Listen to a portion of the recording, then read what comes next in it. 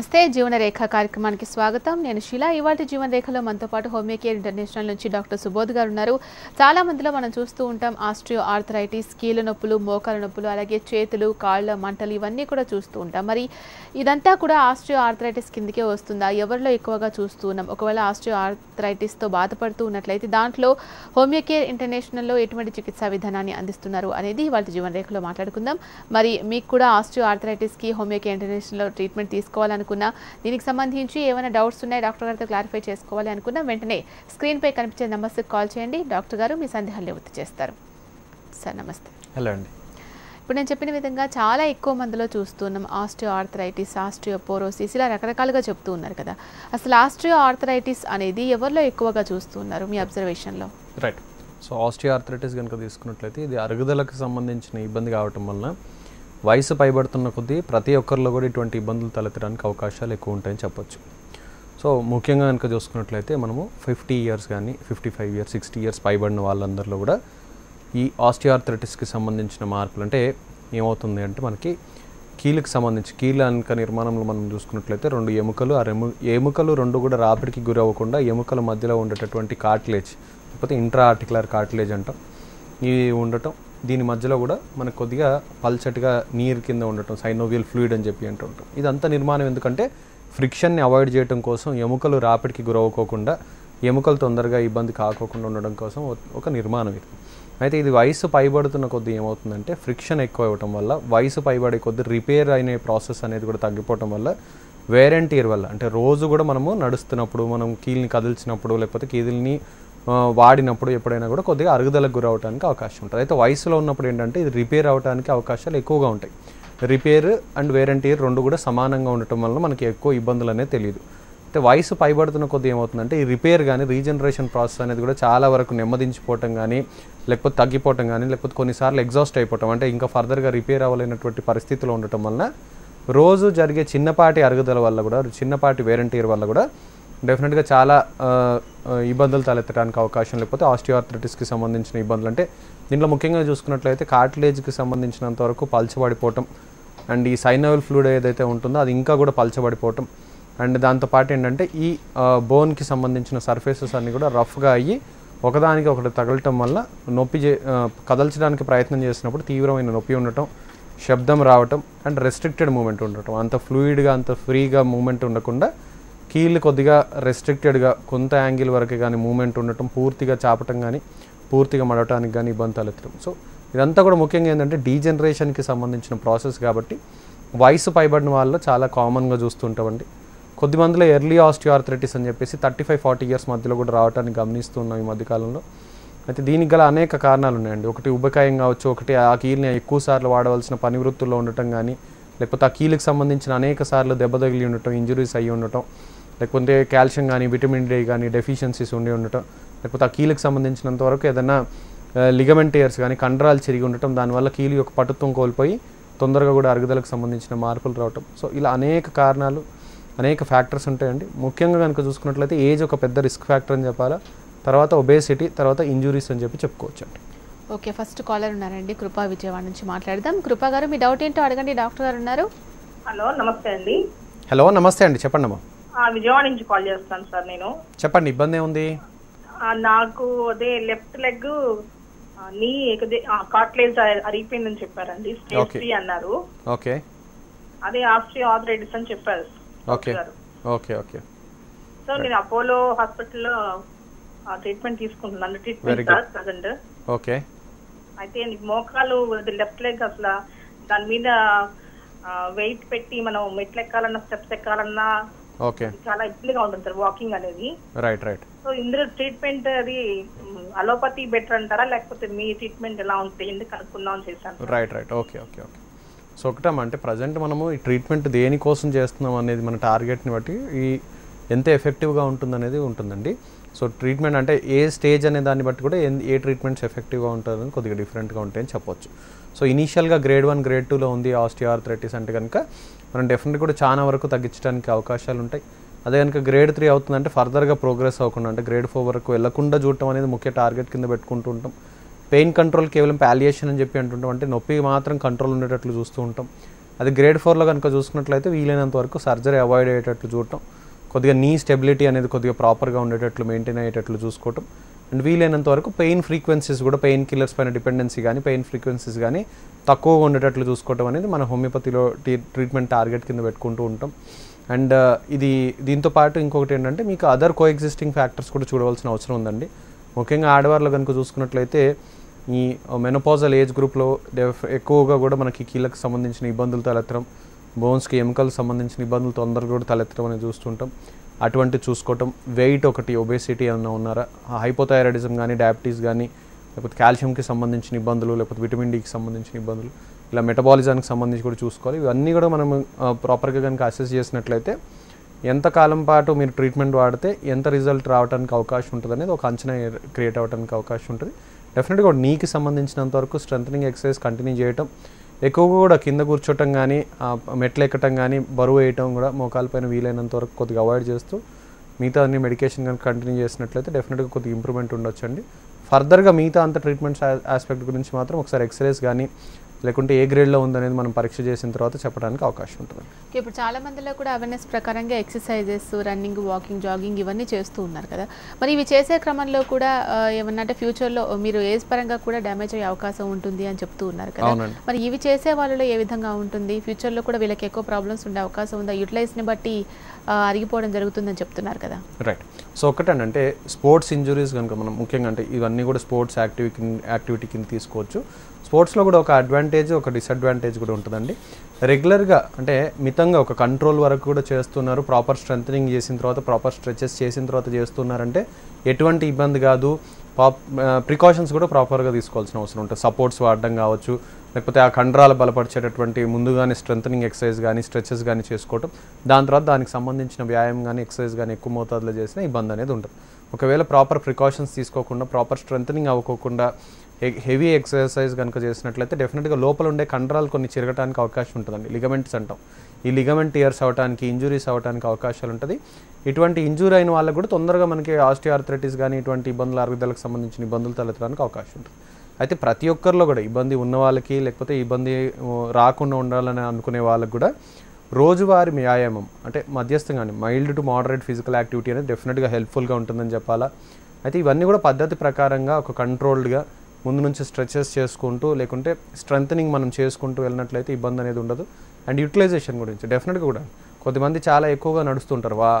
ఆరోగ్యానికి నడక మంచిదని చెప్పేసి ఒక ప్రాపర్గా ప్రికాషన్స్ లేకుండా, ప్రాపర్ ఫుట్వేర్ లేకుండా, ప్రాపర్ ఎన్విరాన్మెంట్ లేకుండా హార్డ్ అంటే ఈ మన కాంక్రీట్ రోడ్స్ పైన నడవటం కానీ లేకపోతే తార్ రోడ్ పైన నడవటం ఇట్లాంటివి కూడా చేస్తుంటారు వేగంగా, అది కూడా చాలా వేగంగా. దీనివల్ల కూడా డెఫినెట్గా తొందరగా అరిగిపోతాయని చెప్పాలండి. సో ప్రాపర్ ఫుట్వేర్ వాడడం కానీ, ఎక్కువ లాంగ్ డిస్టెన్సెస్ వాక్ చేసేప్పుడు దాని ముందు ప్రాపర్గా స్ట్రెచెస్ చేసుకోవటం కానీ, నీకి సంబంధించి కానీ బ్యాక్ సంబంధించి కానీ స్ట్రెచెస్ ప్రాపర్గా చేసుకోవటం. అండ్ దాంతోపాటు ఏంటంటే ఈ మనము ఒకటండి అంటే చాలా రిజిడ్గా హార్డ్ సర్ఫేసెస్ పైన ఎక్కువ సమయం నడవటం, ఎక్కువ వేగంగా మెట్లు ఎక్కటం, మెట్లు దిగటం, వీటి వల్ల కూడా కొద్దిగా తొందరగా అరుగుదలకు గురవుతాయని చెప్పొచ్చు. గ్రేడ్ 1, గ్రేడ్ 2లో అరుగుదల ఉన్నవాళ్ళు, ఈ మధ్యకాలంలోనే నొప్పులు మొదలవుతున్నాయి అనేవాళ్ళు వీటిని అవాయిడ్ చేయడం వల్ల చాలా వరకు ప్రాబ్లం పెరగకుండా చూసుకోవడానికి కూడా అవకాశం ఉంటుందని చెప్పొచ్చు. ఓకే, నెక్స్ట్ వైజాగ్ నుంచి ఉన్నారండి కాలర్ మణి గారు. మణి గారు, మీ డౌట్ ఏంటో అడగండి డాక్టర్ గారిని. నమస్తే అండి. నమస్తే అమ్మా, చెప్పండి. చెప్పండి అమ్మా. మా సిస్టర్ ఉందండి, తనకి 35 years లోనే రుమటైడ్ ఆర్థరైటిస్ ప్రారంభం అయిందండి. ఓకే. అయితే అది తగ్గుతున్నామో మందుల ద్వారా చూసుకుంటే తగ్గలేదు పాపం. ఓకే. అప్పుడు 2 కాళ్ళు కూడా ఆపరేషన్ చేశారండి. ఓకే.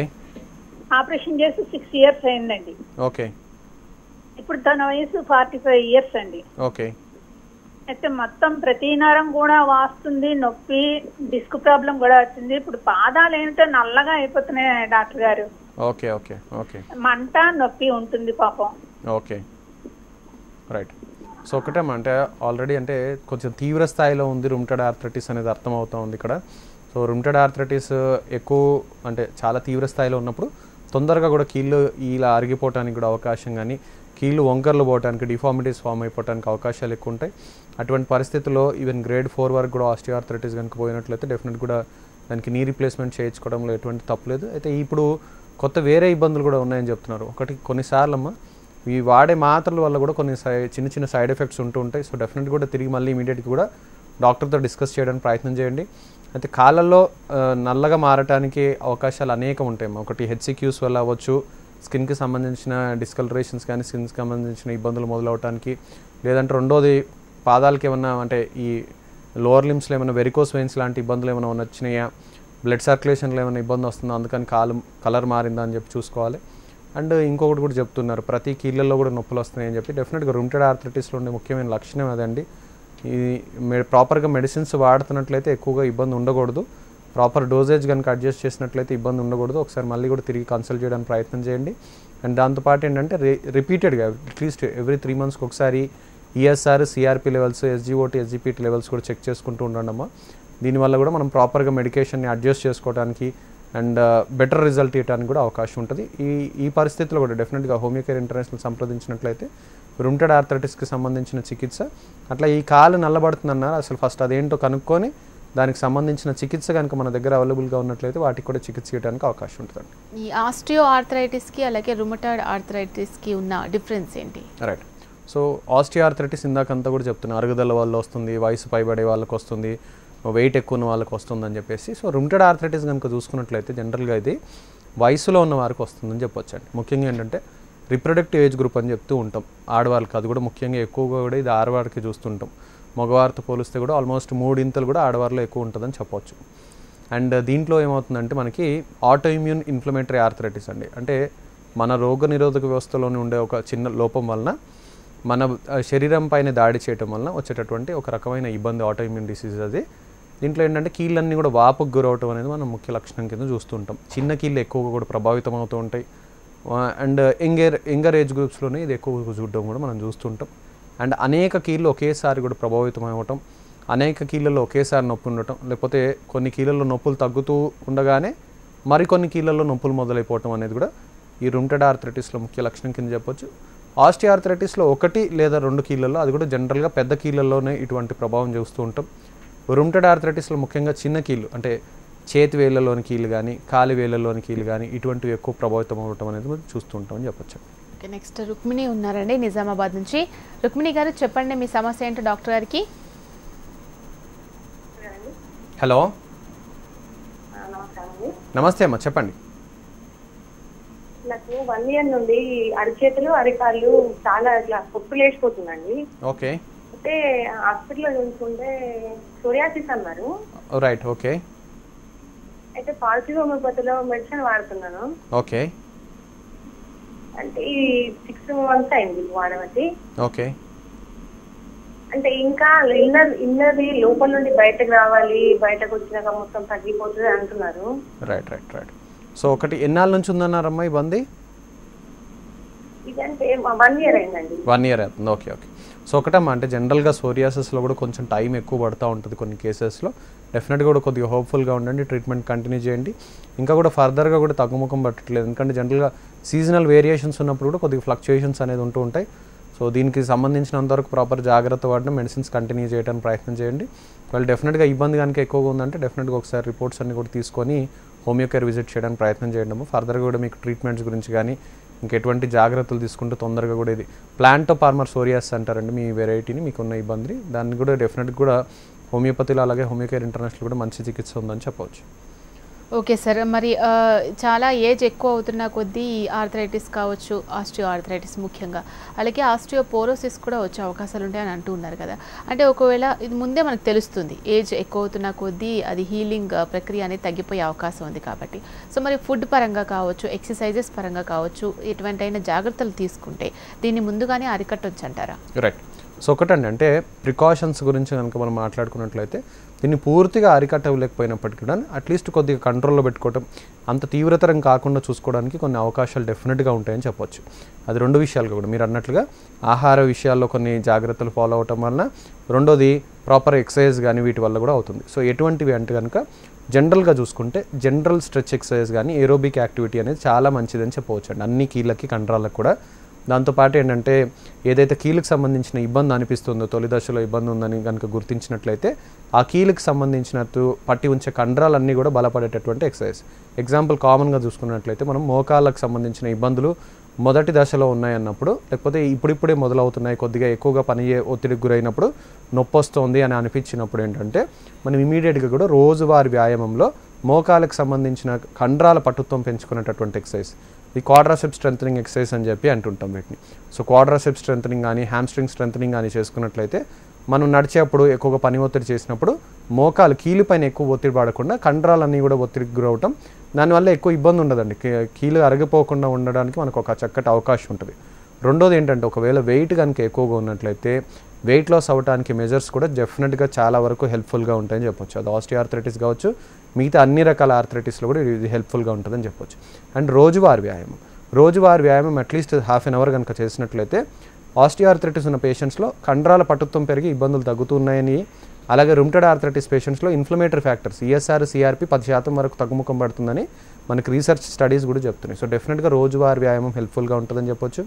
అట్లాగే ఆహార విషయానికి వచ్చినట్లయితే బరువు పెరగకోకుండా ఉండేటటువంటి ఆహార పదార్థాలు తీసుకోవటం, అండ్ అట్లాగే అన్ని పోషక విలువలతో కూడినటువంటి వెల్ బ్యాలెన్స్డ్ డైట్ తీసుకోవటం, దాంతోపాటు వీలైతే కనుక వెయిట్ లాస్ అవ్వడానికి ప్రయత్నం చేయటం, అండ్ వీటన్నిటికీ తోడు ముఖ్యంగా కాల్షియం ఎక్కువ ఉండేటటువంటి ఆహార పదార్థాలు తీసుకోవటం, వీటన్నిటి వల్ల కూడా డెఫినెట్గా బోన్ డెన్సిటీ బాగుండటానికి అవకాశం ఉంటుంది. ఎందుకంటే వయసు పైబడుతున్న కొద్దీ కాల్షియం రిక్వైర్మెంట్ పెరిగిపోతుందండి. మనకి ఎదుగుదల దశలో ఉన్నప్పుడు, అంటే మనం పిల్లల కింద ఉన్నప్పుడు మన బోన్స్ ఎప్పుడైతే మనం గ్రో అవుతూ ఉంటామో హైట్ వెయిట్, అప్పుడు చాలా కాల్షియం రిక్వైర్మెంట్ ఉంటుంది. దాని తర్వాత మళ్ళీ మనం వయసు పైబడుతున్నప్పుడు ఆ టైంలో అంటే 50 ఏళ్ళు దాటిన తర్వాత ఆడవాళ్ళకైతే సుమారుగా 40 ఏళ్ళ నుంచి కూడా కాల్షియం రిక్వైర్మెంట్ అనేది డైలీ కాల్షియం రిక్వైర్మెంట్ ఎక్కువ అవుతుంది. సో అందుకని కాల్షియం ఎక్కువ ఉండేటటువంటి ఆహార పదార్థాలు తీసుకోవటం వలన కొద్దిగా ఈ బోన్ డెన్సిటీ అనేది, అంటే బోన్ ఎంతవరకు స్ట్రాంగ్గా ఉంటుందనే దాన్ని బోన్ డెన్సిటీ అంటాం. బోన్ డెన్సిటీ తగ్గిపోతుంటే మనం ఆస్టియోపోరోసిస్ ఉందని చెప్పి అంటుంటాం. సో అది ఇంకా కూడా అలాగే కీలులో కనుక జరిగినట్లయితే కార్టిలేజ్ కూడా అరిగిపోతే మనం దాన్ని ఆస్టియో ఆర్థరైటిస్ అని చెప్పి అంటాం. సో ఇవన్నీ కూడా ఇబ్బందులు కొద్ది వరకు మన కంట్రోల్లో ఉండడానికి అవకాశాలు డెఫినెట్గా కూడా ఉంటాయి. ఈ జాగ్రత్తలు డెఫినెట్గా ఫాలో అవడానికి ప్రయత్నం చేయండి. ఓకే, నెక్స్ట్ సుజాత ఉన్నారండి, ఏలూరు నుంచి మాట్లాడదాం. సుజాత గారు, మీ ప్రాబ్లం ఏంటో చెప్పండి అమ్మా క్లియర్గా డాక్టర్ గారికి. నమస్తే అండి, చెప్పండి అమ్మా. నేను ఏలూరు నుంచి మాట్లాడుతున్నానండి. చెప్పండి అమ్మా, ఇబ్బంది ఏముంది? నాకు 20 years నుంచి రొమటైడ్ ఆర్థరైటిస్ ఉంది. ఓకే, మందులు వాడుతున్నాను. అయితే ఒకసారి హోమియో కేర్ చూడాలని, పూర్తిగా క్యూర్ అవ్వట్లేదు. ఈ మెడిసిన్ తోని మీకు ఒకసారి చూద్దామని చేశాను సార్. రైట్. సో డెఫినెట్గా అమ్మ మీరు ప్రయత్నం చేయవచ్చు. ప్రజెంట్ మెడిసిన్స్ వాడుతున్నారు కాబట్టి అవి కంటిన్యూ చేయవలసిన అవసరం కూడా ఉంటుందమ్మా.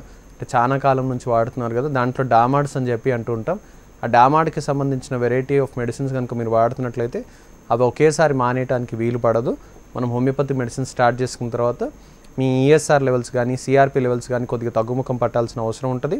దాంతోపాటు హిమోగ్లోబిన్ ఇంప్రూవ్ అవటం ఇవన్నీ కూడా ప్రాపర్గా జరుగుతూ మీ పెయిన్స్ ఫ్రీక్వెన్సీ కానీ లేకపోతే నొప్పి మాత్రలపైన ఉండేటటువంటి మీ డిపెండెన్సీ కొద్దిగా తగ్గుతున్నట్లయితే మనం మెల్లిగా కూడా డామార్డ్స్ని తగ్గించుకోవడానికి ఒక పద్ధతి ఉంటుందమ్మా. సైంటిఫిక్గా టేపరింగ్ డోసెస్లో తగ్గించవలసిన అవసరం ఉంటుంది. సో ఆ పద్ధతి ద్వారా మెల్లిగా కూడా దాన్ని తగ్గించడానికి అలాగే మాన్పీయటానికి కూడా అవకాశాలు ఉంటాయి. అయితే చాలా కాలం నుంచి ఉందంటున్నారు కాబట్టి ఎంత స్థాయి వరకు మనం తగ్గించగలుగుతాం, మానివేయగలుగుతాం అనేది మనం ప్రాక్టికల్గా చూడవలసిన అవసరం ఉంది. సో డెఫినెట్గా ఉన్న రిపోర్ట్స్ అన్ని తీసుకొని విజిట్ చేయడానికి ప్రయత్నం చేయండి అమ్మా. ఏ విధంగా అయితే మనము హెల్ప్ఫుల్గా ఉంటుందో హోమియోపతి ట్రీట్మెంట్ ద్వారా ఆ విధంగా మీకు ఎక్స్ప్లెయిన్ చేయడానికి కానీ ట్రీట్మెంట్స్ గురించి జాగ్రత్తల గురించి కూడా ఎక్స్ప్లెయిన్ చేయడానికి అవకాశం ఉంటుంది. రైట్, నెక్స్ట్ వెంకటరమణ ఉన్నారు హైదరాబాద్ నుంచి. వెంకటరమణ గారు, డాక్టర్ గారితో మాట్లాడండి. నమస్కారం అండి. నమస్తే అండి, చెప్పండి. ఏం లేదు సార్, గత మూడు సంవత్సరాల నుంచి కూడా ఎడమకాలి బట్టన వేలు పై భాగంలో బాగా నొప్పిగా ఉంటుందండి. మిగతా 4 వేలు కూడా నొప్పిగా ఉంటున్నాయి. వాటి అరికాలు అదే సేమ్ దానే అరికాలు అక్కడ కింద కూడా చాలా నొప్పిగా ఉంటుంది. ఒకసారి పెరుగుతుంది, ఒకసారి తగ్గుతుంది. ఇప్పుడు రీసెంట్ గా మొన్నటి నుంచి వచ్చింది ఏమంటే ఈ సేమ్ అదే కాదు అరికాలు పై భాగాన వంపు దగ్గర నొక్కితే మరి చాలా నొప్పిగా ఉంటుంది, నడుస్తుంటే నొప్పిగా ఉంటుంది. నా వయసు 65, నా weight 104 kgs. Okay okay okay. ఈ మధ్యలో దీనికోసం ఏమైనా పరీక్షలు కానీ ఏమైనా ఇన్వెస్టిగేషన్స్ చేశారండి? ఎక్స్రే ఏమి చేయలేదు సార్, ఏం చేయలేదండి. Okay okay. ఎన్ని సంవత్సరాల నుంచి ఉందంటున్నారండి ఇబ్బంది ఇది? ఇది అంటే కాదు బటన్ వేలు పై భాగంలో నరం నొక్కితే నొప్పిగా ఉండేది గత 3-4 సంవత్సరాల పై నుంచి ఉంటుందండి. అది దాన్ని ఒకసారి పెరుగుతుంది, ఒకసారి తగ్గుతుంది. తర్వాత ఈ అధికారి పై భాగాన వంపు దగ్గర కింద నొక్కుతుంటే విపరీతం నొప్పి ఉంటుంది, నడుస్తుంటే నరం నొప్పిడుతోంది. నేనైతే వాకింగ్ చేస్తుంటాను, ఒక 5 kilometers చేస్తుంటా వాకింగ్. ఇది ఈ నొప్పి రీసెంట్ గా జస్ట్ ఒక 15 రోజుల నుంచి వచ్చిందండి. రైట్. సో ఒకటండి, అంటే డెఫినెట్గా కూడా ఇన్వెస్టిగేట్ చేయాల్సిన అవసరం ఉంది. మీరు చెప్పే లక్షణాల్లో కనుక చూసుకున్నట్లయితే ఒక 2 రకాల ఇబ్బంది కింద అనుమానం వస్తూ ఉంది. ఫస్ట్ థింగ్ ఏంటంటే గౌటీ ఆర్థరైటిస్ అంటాం, అంటే యూరిక్ యాసిడ్కి సంబంధించిన ఇబ్బంది. అదొకసారి చెక్ చేసుకోవటం, దాంతోపాటు అంటే నొక్కితే కూడా కొద్దిగా టచ్ అవుతే కూడా నొప్పి వస్తుంది అంటున్నారు కాబట్టి ఒకసారి ఎక్స్రే తీసి చూడటం.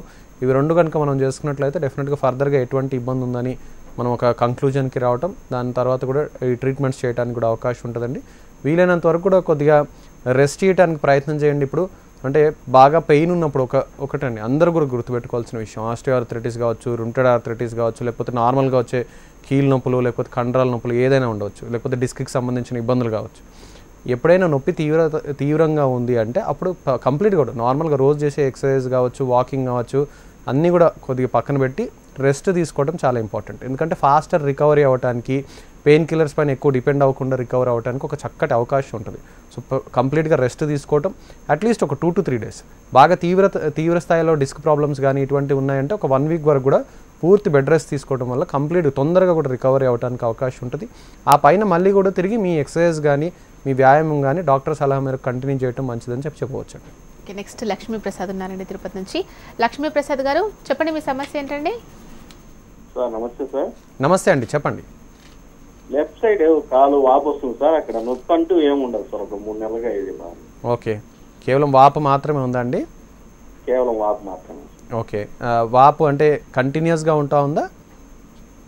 నడిస్తే వస్తుంది సార్, బెడ్ రెస్ట్ ఎత్తుకుంటే మామూలుగా ప్లాన్. వయసు ఎంత ఉన్నారండి ఇప్పుడు?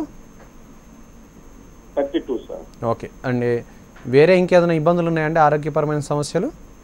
ఇంకేం ప్రాబ్లం లేదు సార్. అంటే థైరాయిడ్కి సంబంధించిన ఇబ్బందులు కానీ అటువంటిది ఏదన్నా?